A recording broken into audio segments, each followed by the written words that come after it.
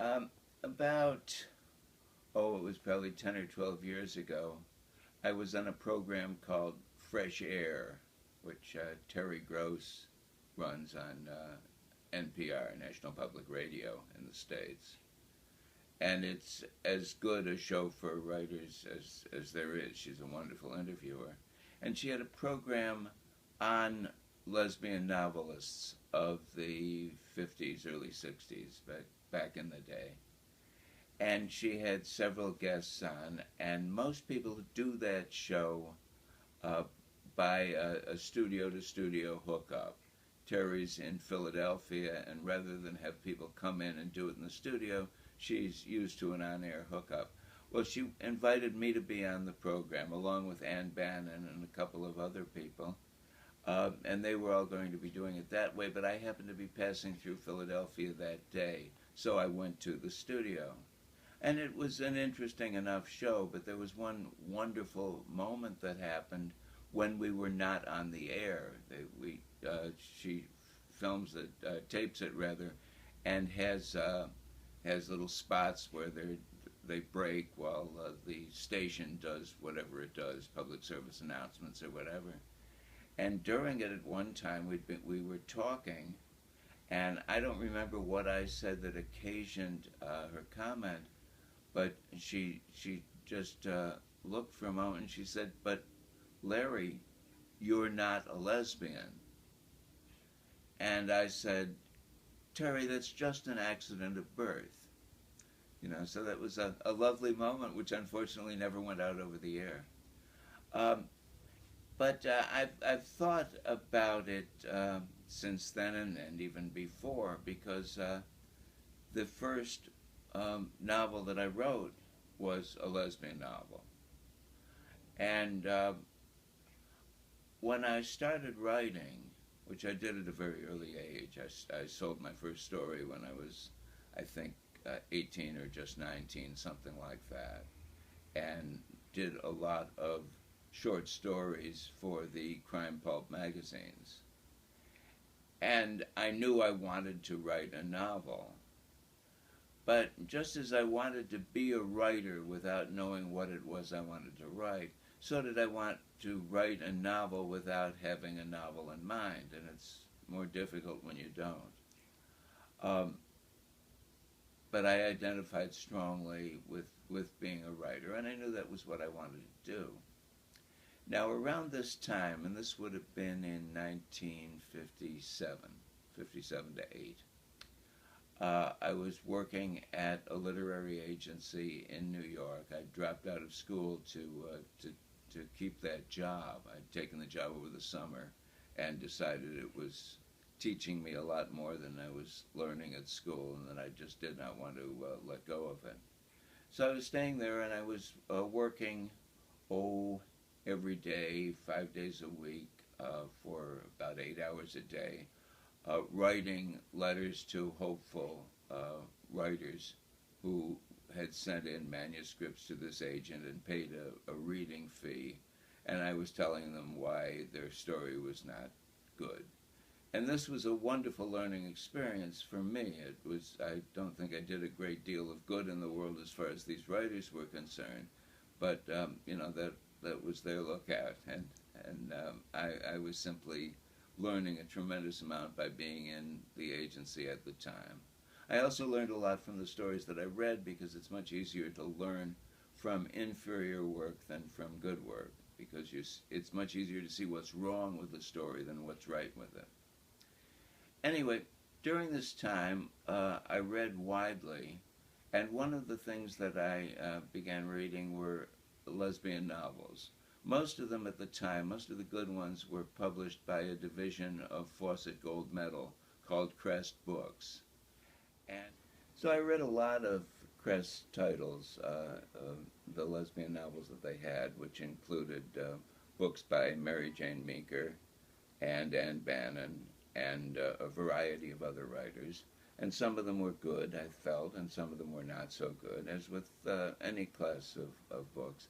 But I found them interesting, and I had a sense of how a book like that worked, I guess.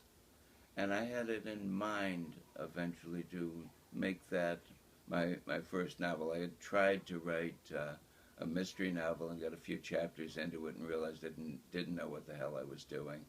And so I had never really done anything of any length. And then one morning I woke up with an absolutely paralyzing hangover, sufficiently dire so that I called in sick that day. And now I'm going by memory here because I haven't had a hangover or a drink to occasion one in close to 40 years at this point. But I remember that this was an interesting hangover in that it was somehow energizing. And I went and I sat down and wrote a chapter-by-chapter outline of the entire book and realized it was indeed a book I could write. So I moved back into my bedroom in Buffalo and worked on the book every day, and in a matter of weeks I had written a novel. And I sent it in to the fellow who was representing me at the agency where I had worked, and he sent it off to Crest Gold Medal, and they in fact bought it. You know, that was the first book I wrote, and it was indeed published. The publisher wanted a pen name on it, and they said, I think I put a name on it, a woman's name. I knew it had to have a woman's name on it. And they said they wanted to change it to make it Leslie Evans, because that way the name would be sexually ambivalent. I said, all right. And then they spelled Leslie, L-E-S-L-E-Y, so it was not sexually ambivalent. It was clearly a woman's name. But they were publishers, and as such, they did a lot of things wrong. And this was one example. I don't know if the book was any good or not. And I tried to write another like it, and didn't get anywhere. And I was writing, from then on, I was writing a lot of books for minor paperback houses, what a genre we've come to call mid-century erotica. And lesbianism, one way or another, was a component of many of these books, but they were not lesbian novels, really, the way this first one was. Then, a couple years later, in about 1963 or 4, I parted company with my agent, and I was kind of adrift because it was difficult for me to market myself. A lot of the markets I had been writing for were no longer open to me because they were closed shops with the agent. And I decided I would write a sensitive novel of the lesbian experience, and I did. And I don't remember what I called it because the publisher wound up calling it Warm and Willing, which I thought was an awful title, but I could see his point. But I submitted it over the transom. I just sent it in cold to a publisher in New York, actually one I had done work for in previous years, but I didn't identify myself. I identified myself, rather, as Jill Emerson, which was the name I was going to use on the book. And I wrote 2 books for this company, Midwood Tower. One was published as Warm and Willing. The other, they did use my title, which was Enough of Sorrow. And they were both published by Jill Emerson. And it was a fascinating thing that I went through there because the editor at the publishing house thought that he was, in fact, dealing with a young woman named Jill Emerson. And he occasionally in his correspondence got a little flirty, which was rather strange at the time, but Jill answered him in good form. And under the Jill Emerson pen name, I went on to write several other books for another publisher called Berkeley Books in years to come. And some of those, I think some of them rather good, I'm not sure, hard for me to tell. But they were not pure lesbian novels the way Warm and Willing and Enough of Sorrow were. And Now, over time, for the longest time, I did not go public with most of the early pseudonymous work.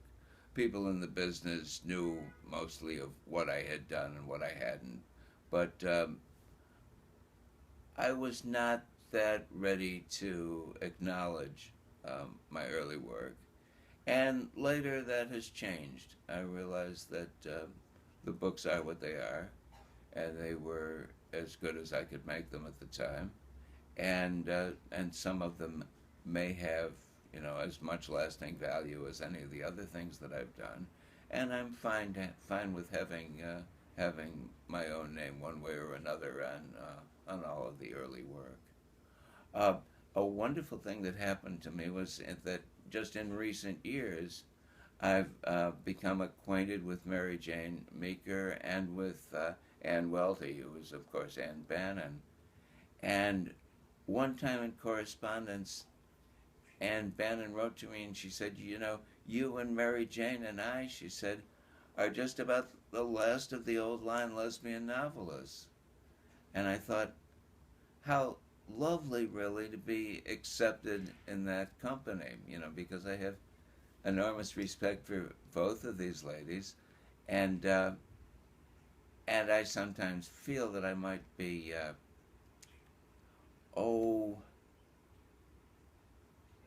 not exactly cherished by people who are themselves lesbians and who see me as, a man operating under false colors here.